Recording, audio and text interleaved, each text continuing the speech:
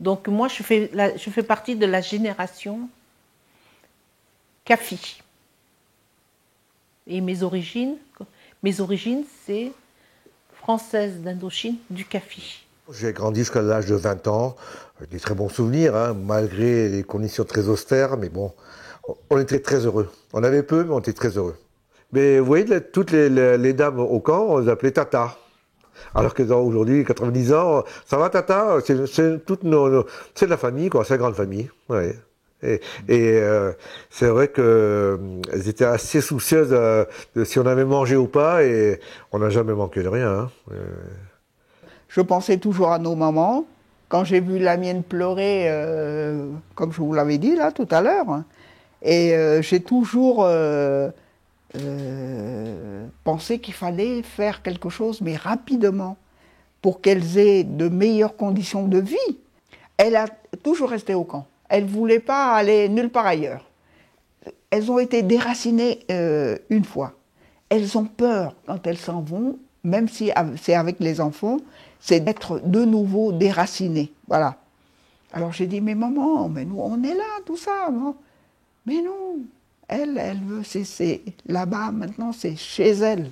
Bon, si on ramène des choses dans le contexte, dans les années 50, 60, 70, les conditions de vie ailleurs, en France, étaient aussi difficiles.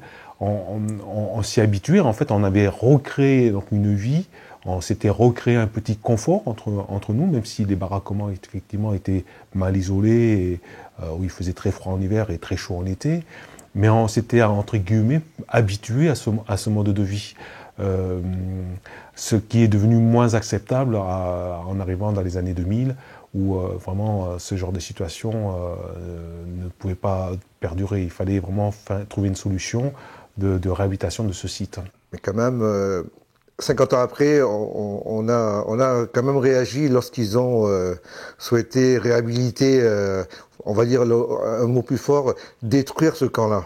Mais on a essayé de nous rassurer en nous disant que les mobil-homes sont déjà prévus et pour mettre sur le terrain central.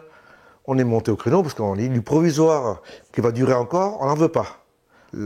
L'ensemble de cette réhabilitation a été faite en étapes, en opération de tiroir. Alors ils ont construit sur les zones disponibles, ils ont délogé. Personne n'est parti, même pas à 10 km. Hein. Les gens n'ont pas bougé de la cité. Et ça s'est bien passé, on va dire. Mais bon, ça a traîné sur quelques années. Voilà, on nous a permis d'avoir cette rénovation.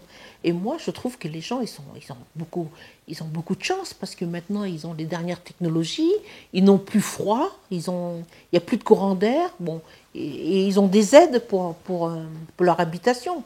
Puis c'est joli. Finalement, on n'est pas mécontent. C'est un architecte, je pense, bordelais qui a eu le marché. Pour des logements sociaux ouverts à tout le monde. Et c'est des logements assez sympas, avec des pergolas rouges chinois. Franchement, le concept est bien. On est assez satisfait.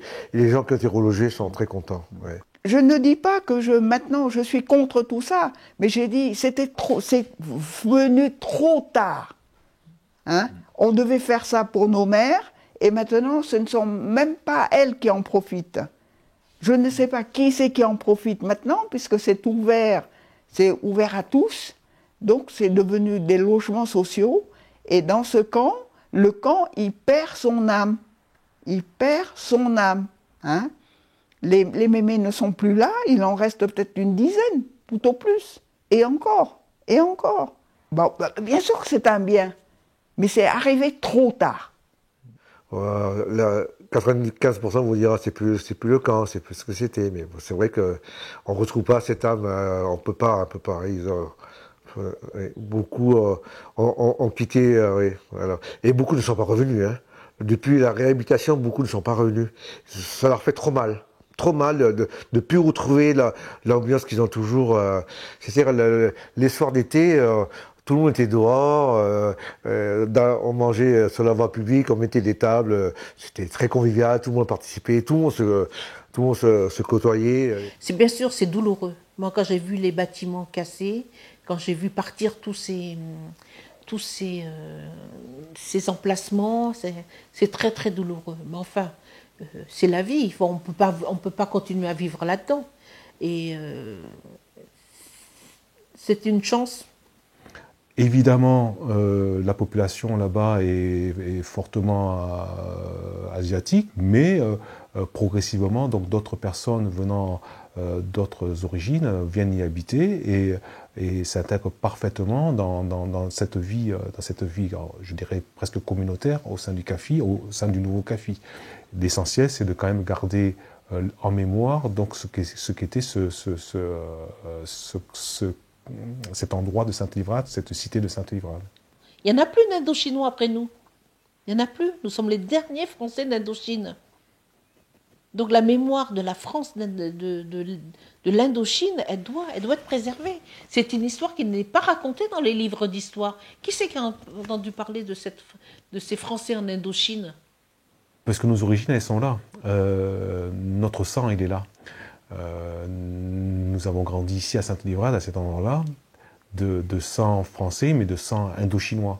Voilà, donc ils ont gardé 4 bâtiments, qu'on a parlé de rénovation. Le poumon de la rénovation, c'était le lieu de mémoire.